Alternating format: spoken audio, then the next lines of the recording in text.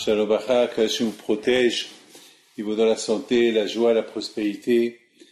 Nous sommes cette semaine en plein mois d'Elul. Ça veut dire que c'est le mois de la Teshuvah, c'est le mois où on s'approche à Hachem, c'est le mois où on couronne Hachem, on fait les slichot, et on dit Hachem, Melech Hachem, Malach, on couronne Akadosh Baruch Hu pour le remercier pour tout ce qu'il a fait avec nous pendant toute l'année. Et c'est le mois que on se rapproche de lui davantage. Pourquoi? Parce que malheureusement, toute l'année, on a été à la synagogue. Toute l'année, on a prié. Mais est-ce que vraiment on a bien prié? Ou on prie par habitude? Vous savez, mes amis, l'habitude, c'est de la folie, l'habitude. L'habitude, c'est, vous savez, lorsque un couple, avant le mariage, ils sont, vous savez, chacun il respecte l'autre. Et dès qu'il se marie, alors ça y est, l'habitude, elle fait que ce couple qu'ils étaient tellement bien l'un avec l'autre avant le mariage, maintenant ça y est, ils se parlent même pas, parfois ils peuvent être dans la même maison, ils se parlent. Mes amis, c'est ça, la crainte du bon Dieu. La crainte du bon Dieu, c'est pour ça qu'il nous a donné d'ailleurs un mois de réflexion, un mois, tout le mois d'Elul, c'est pour qu'on répare l'habitude du service qu'on a servi à Hachem. On fait les brachot par habitude, on se lève le matin, on dit modé par habitude. La vie devient une vie d'habitude. Le mois d'Elul, on casse l'habitude. On dit, les David, Hachem, Orivish, Me'era. On dit à Kashua, voilà, on n'a que toi. Et on apporte les paroles de David Amelech. David Amelech, il dit, Hachem, une seule chose je te demande. Une seule chose. Je ne demande pas l'argent, gagner les guerres. Je te demande une seule chose. La chose que je te demande, c'est que, Hachem, lorsque je viens chez toi, à la synagogue, il faut que ce soit comme si c'est la première fois que je viens chez toi à la synagogue. Comme si c'est la première fois que je t'ai découvert. Il faut pas que ça devienne la synagogue une habitude. Beaucoup de fois, on va aller écouter un cours de Torah, et peut-être c'est par habitude qu'on écoute ce cours de Torah. Parce qu'on a l'habitude de venir chaque semaine, alors, ça devient, mais, alors comment on va savoir que vraiment, le cours de Torah, lorsqu'on va écouter chaque semaine un cours de Torah, comment on peut savoir qu'on ne vient pas écouter le cours par habitude? Lorsque on apprend de ce cours à s'améliorer. Lorsqu'on s'améliore, ça veut dire que les cours de Torah qu'on a eus, on les a pas écoutés par habitude, on les a écoutés pour s'arranger, pour s'améliorer. Et c'est ça, mes amis. C'est ça le mois d'Elul. Le mois d'Elul, c'est casser l'habitude. Le mois d'Elul, c'est d'arriver à dire, Hachem, il n'y a que toi. Mais c'est pas que par la bouche. Il faut que ça soit par rapport à ce que Hachem, il n'y a que lui. Le sentir. Mes amis, Akadosh Baruch Hu, chaque jour, il nous redonne la vie, chaque matin. Chaque seconde aussi. Cette semaine, j'ai appris une mauvaise nouvelle. Il y a une femme, la pauvre, qui vient chez moi. Elle a perdu son fils, le pauvre, 35 ans. Le pauvre, il n'avait rien du tout. Le pauvre, il n'avait rien du tout. Il est parti dormir, il ne s'est pas levé. C'est tout. Bon. Un sportif, un bel homme, le pauvre, il n'avait rien du tout. Il n'est pas marié, rien du tout. Vous savez combien on doit dire, merci à Kadosh Baruch Hu, que chaque matin on se réveille. Combien on doit dire merci à Kadosh Baruch Hu. Il ne faut pas qu'on s'habitue qu'on se réveille chaque matin, que Dieu préserve. On peut, que Dieu préserve, qu'on ne nous oublie pas du ciel, qu'on nous réveille le matin, qu'on se réveille. À cette raison, pourquoi, mes amis, le mois de le mois de Elul, il y a 30 jours, plus les 10 jours entre Rosh Hashanah et Kippour, ça fait 40 jours. Alors 40 jours, ça nous rappelle quoi, 40 jours? Ben 40 jours, ça nous rappelle les 40 jours que Moshe Rabbeinu, il est resté dans le ciel. Il a prié pour nous, pour que Hachem nous pardonne la faute. N'oubliez pas, mes amis, que Moshe Rabbeinu, alav shalom, lorsque il a prié à Kadosh Baruch Hu, pendant 40 jours, chaque jour, il priait à Hachem, chaque jour, il prie, il reprit, et chaque jour, c'était une nouvelle prière. Et de l'autre côté, les Juifs, qui étaient dans le désert, ils attendaient Moshe Rabbeinu qui descend avec les nouvelles tables de loi, parce que les premières tables de la loi, Moshe Rabbeinu les a cassées. Maintenant, il va descendre avec les deuxièmes tables de la loi. Donc, pendant 40 jours, chaque matin, nos sages, ils disent que chaque matin, les Juifs, ils vont sonner le chauffard, chaque matin.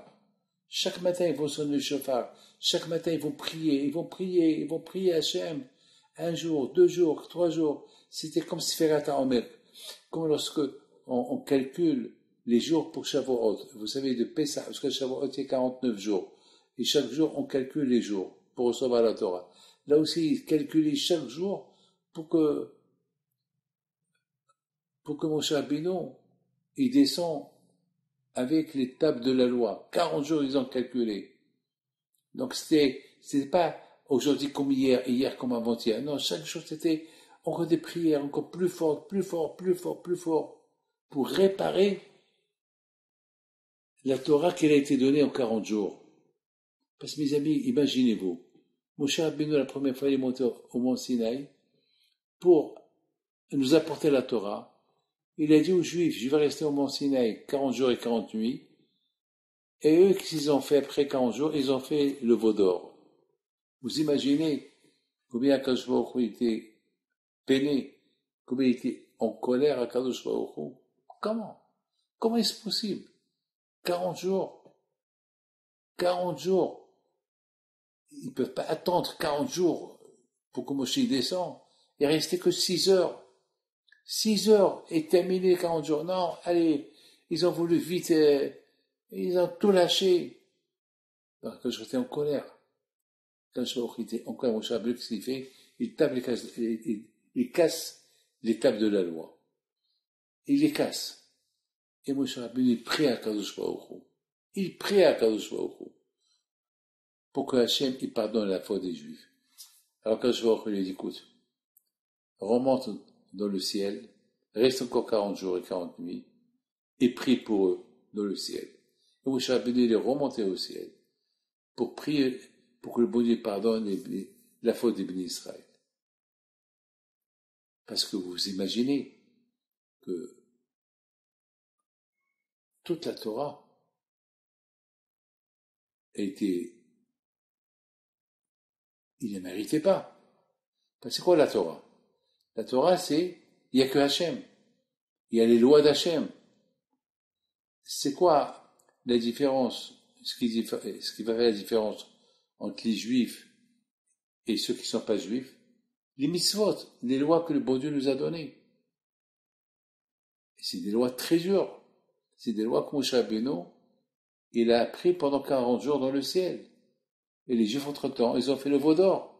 Alors Moshe Rabbeinu il leur a dit, plus vous avez fait le veau d'or, cette Torah-là, elle ne vous sert pas à grand-chose. Moshe Rabbeinu casse les tables de la loi. Il y a là-bas les 10 commandements dans les tables de la loi. Il les casse. Et lorsqu'il les a cassés, pourquoi il les a cassés? Parce que les Juifs ne les méritaient pas. Comme ça, nos sages y disent. Maintenant, Moshe Rabbeinu, maintenant, il dit à Akadosh Baruch Hu, maintenant, Hachem, t'as pas le choix, il faut leur pardonner.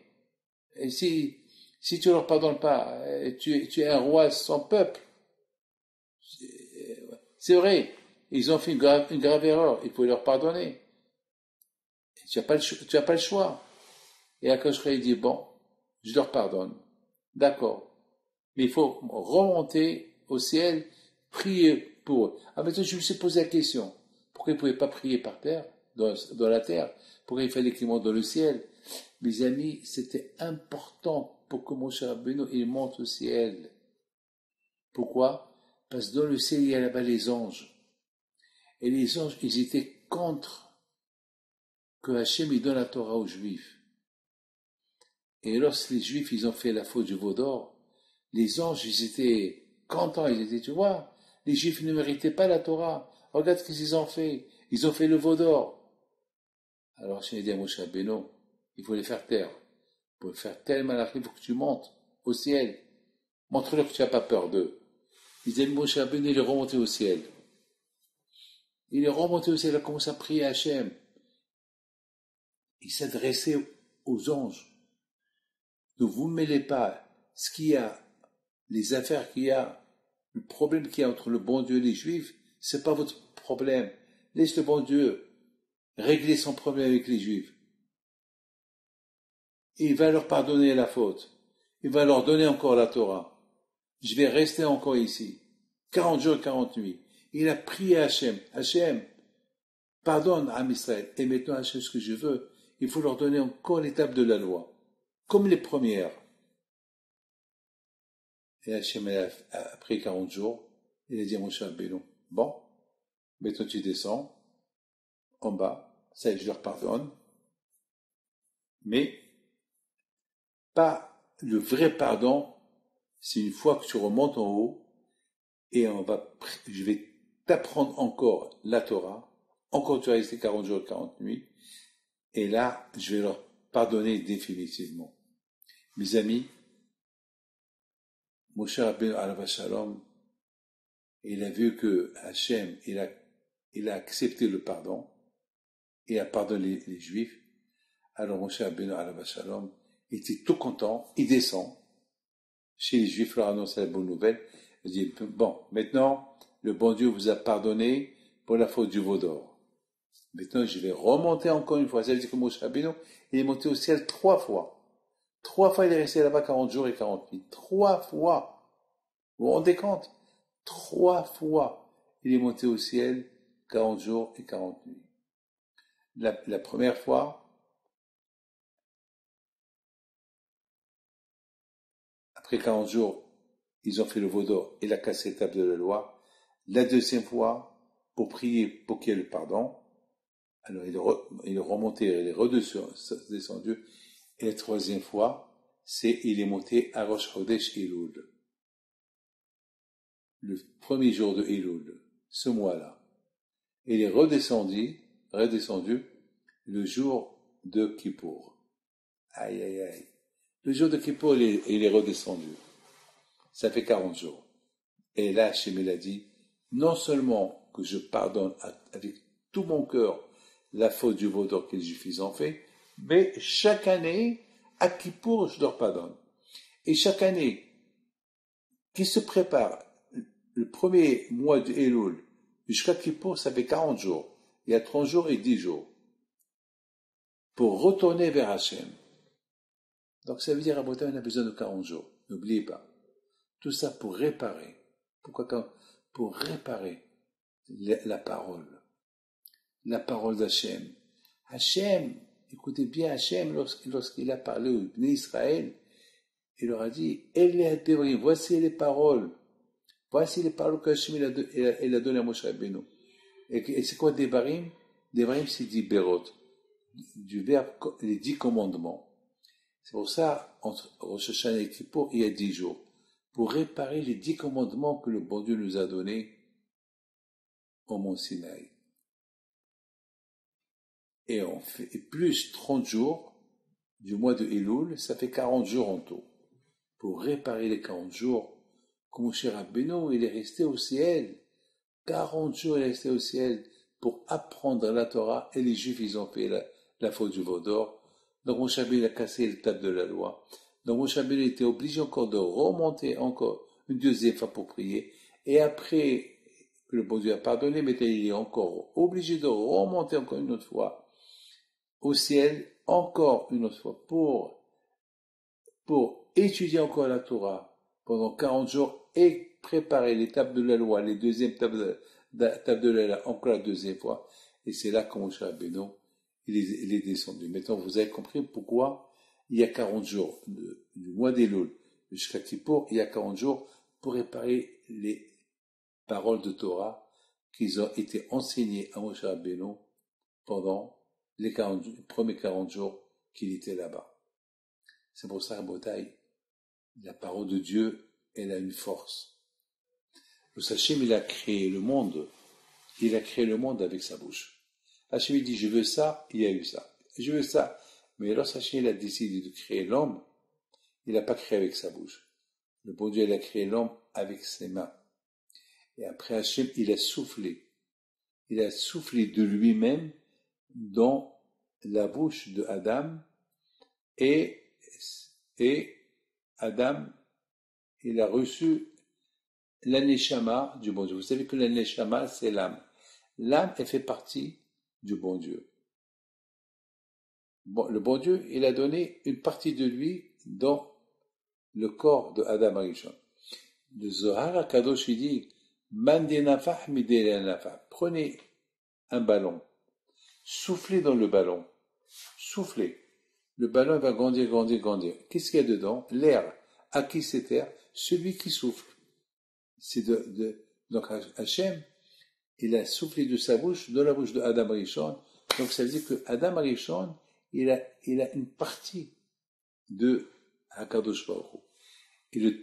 Et le Targum Ankelos, il explique qu'est-ce qu'Hachem il a soufflé dans la bouche d'Adam Arishon. Eh ben, le Ankelos il explique, il a soufflé la parole. Ça veut dire la seule personne qui peut parler comme le bon Dieu, c'est l'être humain. C'est tout. Les animaux ne parlent pas. Le perroquet, qui répète ce que tu lui dis, mais il ne parle pas. Les arbres ne parlent pas. Rien ne parle. Il n'y a que le bon Dieu qui parle. Et Hachem, pour différencier l'homme de l'animal, lui a donné la force de la parole.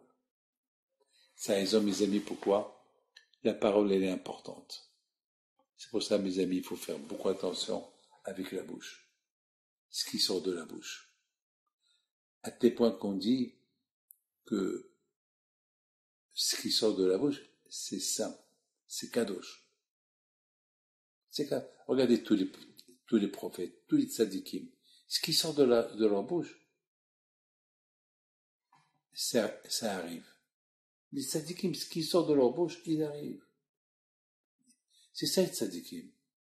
Ce qui sort de leur bouche. Pourquoi? Parce que leur bouche, elle est sainte. Mes amis, malheureusement, Adam Arishon, il a fauté avec sa bouche. Parce qu'il a discuté avec sa femme. Manger, pas manger l'arbre, interdit. Parce qu'Hachem, il a dit à Adam Arishon, tu peux manger tout ce que tu veux, mais de cet arbre, tu ne manges pas. N'oublie pas que Adam Arishon, il est né à Rosh Hashanah. Malheureusement, à Rosh Hashanah, il est né. Et Hachem lui a dit, non, mange de tout, mais pas de ça. Elle a commencé à discuter avec sa femme, je mange pas. Et à la fin, sa femme, elle a poussé. Et elle a mangé, elle a dit, d'accord, je mange, avec sa bouche. Mais quand tu as dit, je mange, et le bon Dieu t'a dit, ne mange pas. En plus, tu dis, je mange. Et en plus, il a dit, Hakadosh Baruch Hu, il a dit, Adam, je vois que tu parce qu'Adam Rishon, une fois qu'il a mangé, il a vu qu'il était nu. Alors il s'est caché. Quand je lui ai dit, Adam, où tu es? Pourquoi tu es caché? Il dit, j'ai honte de te voir. Comment tu as honte de me voir? Quoi? Ça y est? Quoi? Tu sais que tu es nu? Il a dit, oui, j'ai mangé l'arbre. J'ai mangé. Comment tu as pu manger l'arbre interdit? Mais je t'ai dit, il ne faut pas manger. Oui, mais ma femme, elle m'a dit de manger et j'ai mangé. La folie. Regarde comment il parle avec sa bouche. Là, ma femme m'a donné à manger. Mais attends. Mais moi, je t'ai dit, il ne faut pas manger. Et toi, tu manges. Ça s'est passé à Rosh Hashanah. Malheureusement. Mes amis, c'est pour ça qu'Akadosh Baruch Hu, il nous a donné 10 jours entre Rosh Hashanah et Kippour. 10 jours pour réparer la parole. Réparer la bouche. Réparer toutes les prières. Ils ont été mal priés pendant toute l'année. toute l'année. Alors, mes amis, ça c'est, on a bien expliqué maintenant à quoi il nous sert le mois de Elul. À quoi il nous sert le mois de Elul? Le mois de Elul nous sert pour réparer la faute du veau d'or. Parce que Moshe Rabbeinu était dans le ciel, avec le bon Dieu pendant 40 jours, il a étudié la Torah. Toute la Torah que les Juifs ils doivent apprendre, et les Juifs ils ont fait le veau d'or. C'est-à-dire que toute cette Torah-là de 40 jours, ces 40 jours qui sont partis en l'air. Parce que Moshe Rabbeinu a cassé l'étape de la loi. Donc, Moshe Rabbeinu, il demande pardon. Akash Baruch Hu, il pardonne la deuxième fois, les deuxièmes 40 jours. Et Hachem, il dit maintenant, le troisième 40 jours, tu viens, et encore, on va mettre toute la Torah dans l'étape de la loi.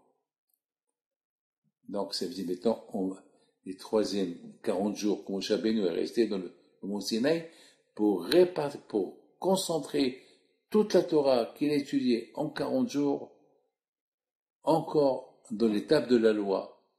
Et c'est ça les 40 jours du mois d'Elul jusqu'à Kippour. Donc c'est finalement à Kippour, c'est comme si on a reçu la Torah une nouvelle fois. Ça veut dire, on a fait Teshuvah, on a demandé pardon à Hachem pour toutes les fautes qu'on a fait avec la bouche.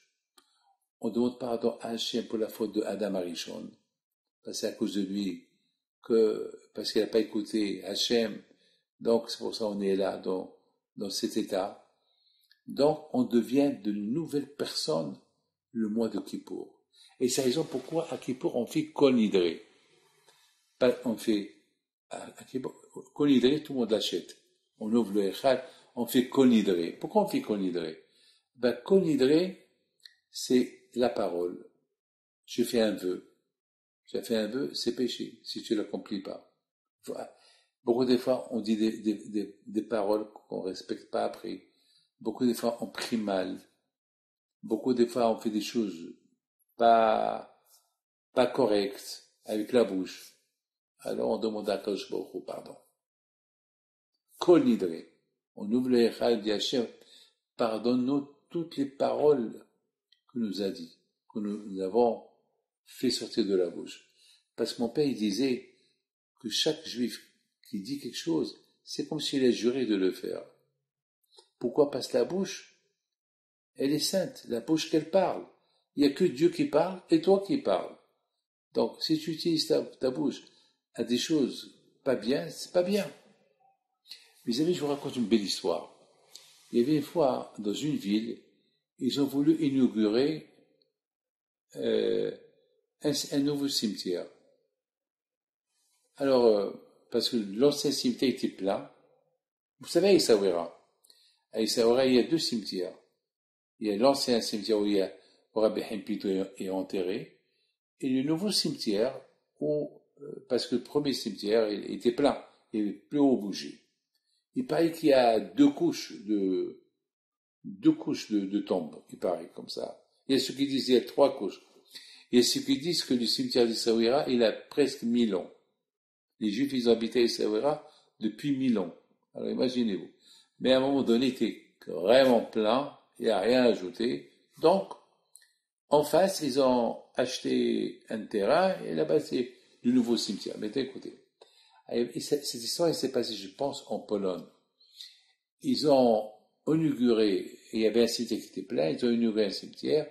Une fois qu'ils l'ont inauguré, il y avait là-bas 10 rabbins, et ils ont fait des prières là-bas ils ont sanctifié l'endroit, que ce soit pour les Juifs qui vont mourir. Ah, maintenant, il y avait un parmi le comité, il a commencé à rigoler. Il a dit à ses copains, c'est marrant. Qui va être le premier qui va mourir? Qui va inaugurer ce cimetière? Alors, il y avait un monsieur du comité. Il est fou. Il a dit, il a dit sur lui, que lui, ça ne le dérange pas qu'il soit lui le premier à inaugurer le cimetière. Mes amis, la même semaine, il est mort. Et il l'a enterré dans ce cimetière. combien Allah il faut faire attention à ce qui sort de votre bouche. Il y a beaucoup de gens qui disent, sur la vie de mon père, sur la vie de ma mère, sur la vie de mon gosse, c'est péché. Tu mets la vie de tes enfants en jeu. T'as pas le droit. Beaucoup de fois, sur la vie du bon Dieu, pourquoi tu jures? C'est péché. Que Dieu préserve, c'est péché. C'est pour ça, à Rosh Hashanah, on fait Hatarat Nedarim, à Rosh Hashanah. Avant Rosh Hashanah, on annule tous les paroles qui sont sorties de la bouche. Et à Kippour aussi, on annule. Kol Nidre. À Kippour, on annule tout, parce que vous savez qu'on n'a pas le droit de prier avec ceux qui ne sont pas religieux. Mais à Kippour, tout le monde est religieux.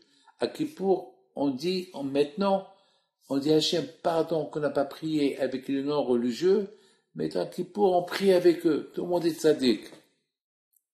Parce qu'à Kippour, tout le monde fait Teshuvah. On peut prier même avec les gens qui font pas Shabbat. À Kippour, le bon Dieu, il pardonne à tout le monde, le bon Dieu.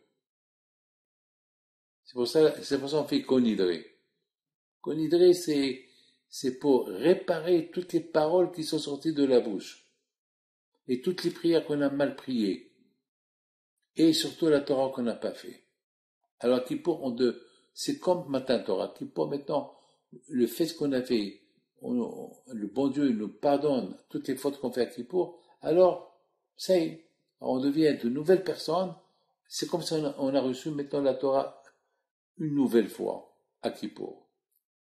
Maintenant, on a bien compris pourquoi il y a 40 jours de pénitence entre le premier jour de Elul jusqu'à Kippour. Il y a 40 jours.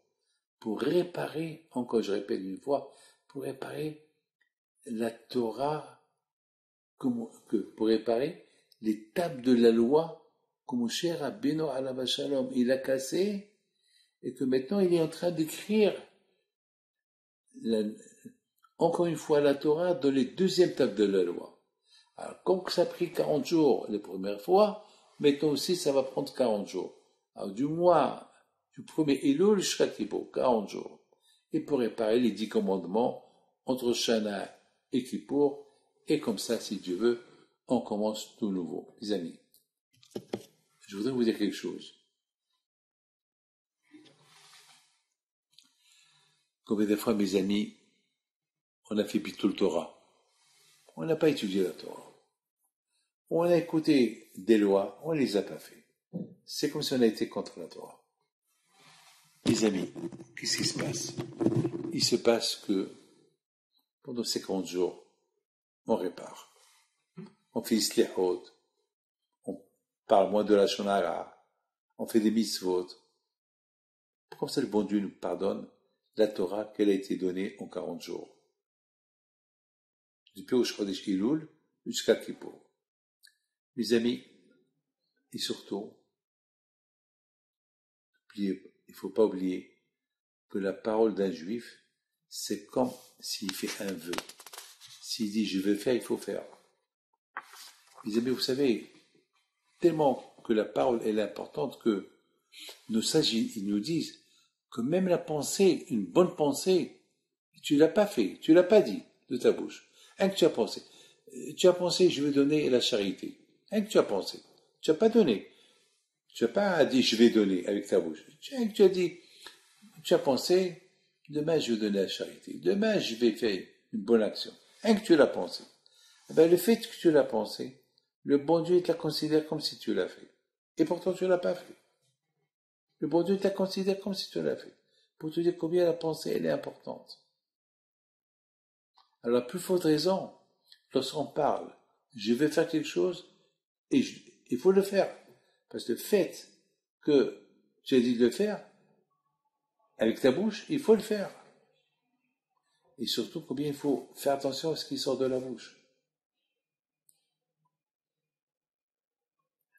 C'est pour ça, mes amis, on dit que la parole est tellement sainte que, regardez, on dit Baruch Omer Ve'oseh. Hachem, dès qu'il dit je vais faire, et ça se fait.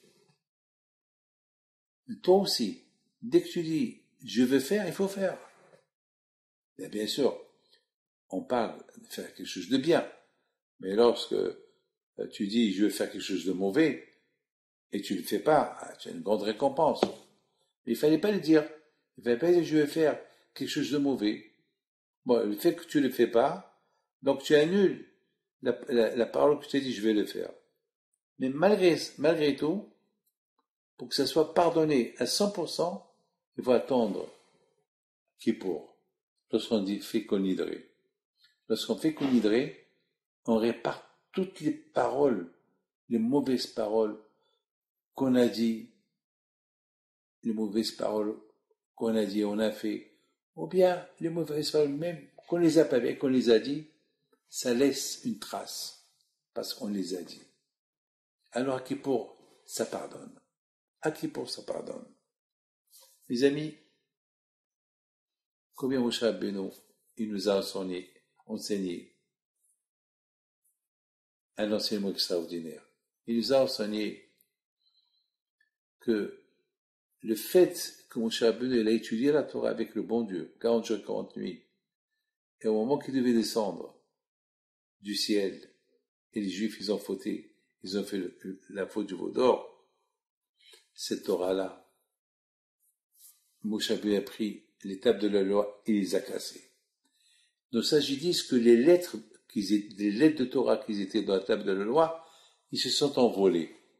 C'est de la folie. Ils se sont envolés. Mais ils n'ont pas disparu. Ils se sont envolés. Ça veut dire que la Torah, elle est restée encore là.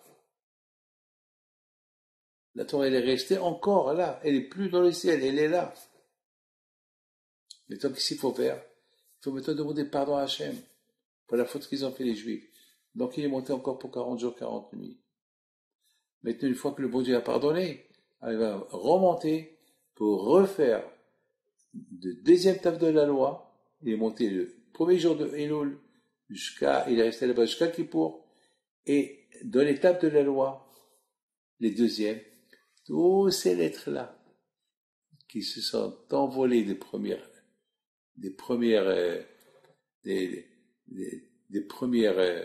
tables de la loi comme Chabeno, il a cassé, toutes ces lettres, ils sont retournés aux deuxième table de la loi. Et on les a reçus à Kippour. Pour vous dire l'importance du mois de Elul. Le mois de Elul s'est réparé jusqu'à Kippour, 40 jours de prière pour réparer tous les bêtises qu'on a fait avec la parole, avec l'action, avec la pensée. Et on devient une nouvelle personne. On devient comme neuf. On dit qu'Ibayom Hazé, le bon Dieu, il nous pardonne toutes les fautes qu'on a fait à Kippour. Mais le pardon, il commence déjà à partir du premier jour de Elul. À partir du premier jour de Elul, déjà le bon Dieu commence à nous pardonner. Il nous pardonne, jusqu'à Kippour. Allez, je te pardonne. C'est fini. C'est fini. Et grâce à Dieu, pendant ce mois de Elul, c'est la Elula de Rabbi Haim Pinto, le 26 Elul, au Maroc, si Dieu veut, le grand tzaddik, et la Elula de mon père, le 5 Elul, si Dieu veut, cette semaine, Be'ezat Hashem, demain soir, si Dieu veut, c'est la Elula de mon père, Ashdod, à la Vachal.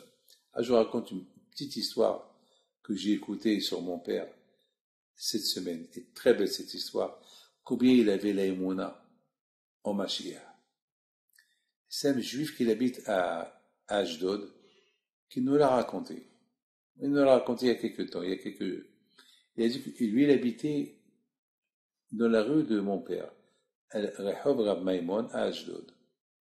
Une fois, il est parti chez mon père pour recevoir une bracha. Et mon père était excité. Il fallait qu'il dise ce qu'il pensait à quelqu'un. Et voilà, ce quelqu'un, il est venu. Mon père était tellement excité. Tu sais, j'ai rêvé Rabbi Haim Pinto. J'ai rêvé Iba, j'ai rêvé mon père. Il m'a dit que Mashiach, il va venir. Et le monsieur était étonné. Il dit, quand tu as rêvé ce rêve-là, Et je l'ai rêvé hier soir. J'ai rêvé bien pito. L'émouna qu'il avait mon père, au Mashiach. Tout le temps, ça sortait de sa bouche que des paroles. Une fois, je suis rentré dans la chambre de mon père, et il m'a dit, ah, David, je suis content que tu es venu. Il a commencé à me citer un passouk de la Torah. Manavo aleharim raglem et baser. Que Mashiach, il va venir sur les montagnes de Yerushalayim, il va nous annoncer sa venue. Et ce qui va nous annoncer Mashiach, c'est Elia en Navi. Et mon père, la vache, toute la journée répétait, Manavo aleharim, et Mashiach, il va venir, il va courir les montagnes, il va dire, ça y est, Mashiach, il va venir, quel Bessora Tova, Raglim et Basser. Je vous donne parole d'honneur. Des semaines et des semaines, mon père, il n'a pas arrêté de parler de Mashiach. Il n'a pas arrêté de parler il y a un Navi qui va venir libérer, nous annoncer la venue de Mashiach.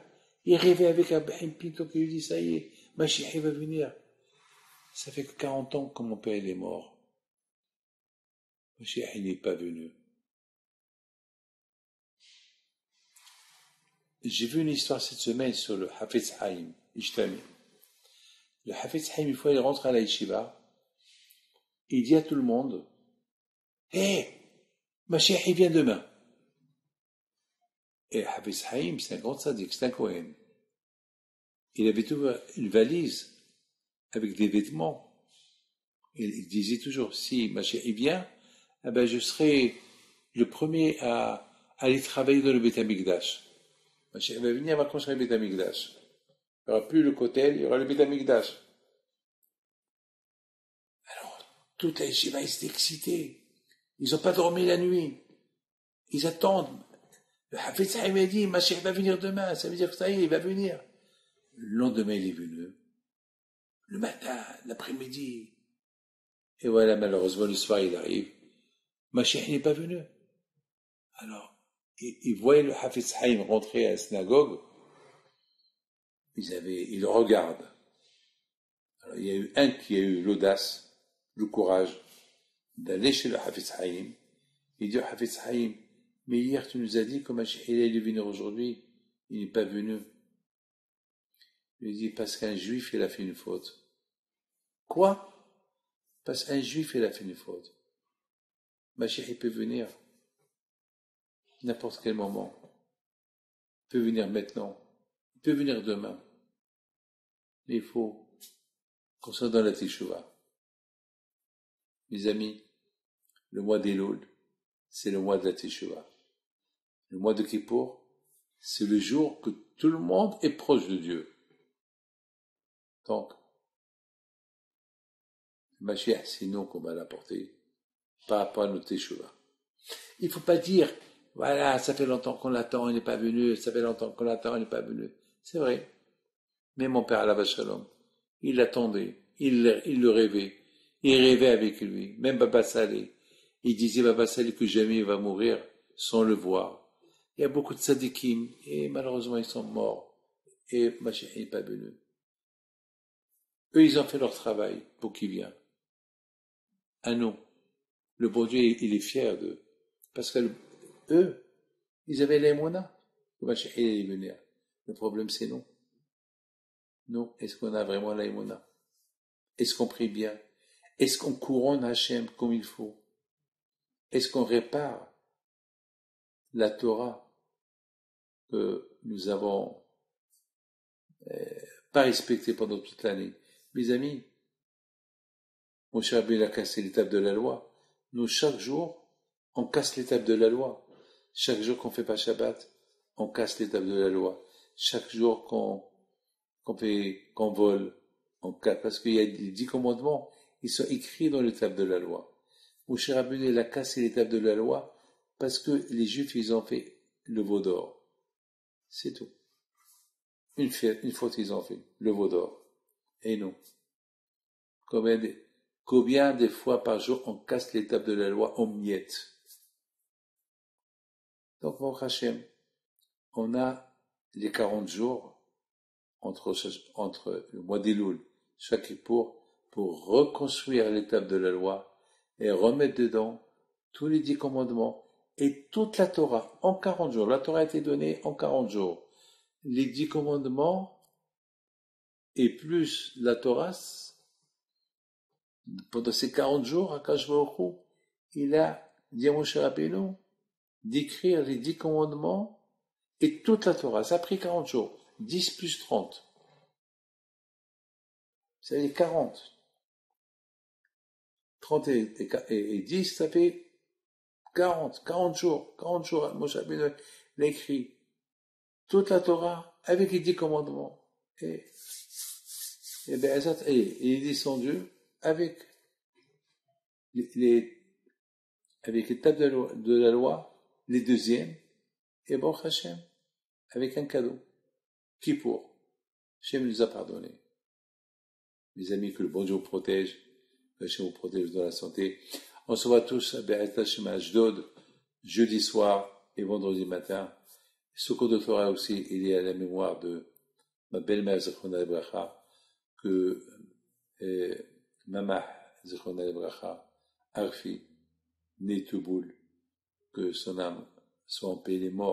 Elle est morte le 6 Elul, un jour après mon père. Mon père le 5 Elul, ma belle-mère le 6 Elul.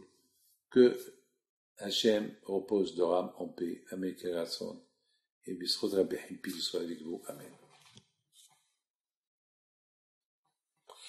J'ai oublié. J'ai pèleriné le Admon Satmar et j'ai pèleriné beaucoup de tzadikim. Que leur mérite soit avec vous. Amen, Kerason. Je les ai bénis cette semaine. Que leur zéro soit avec vous. Amen, Kerason.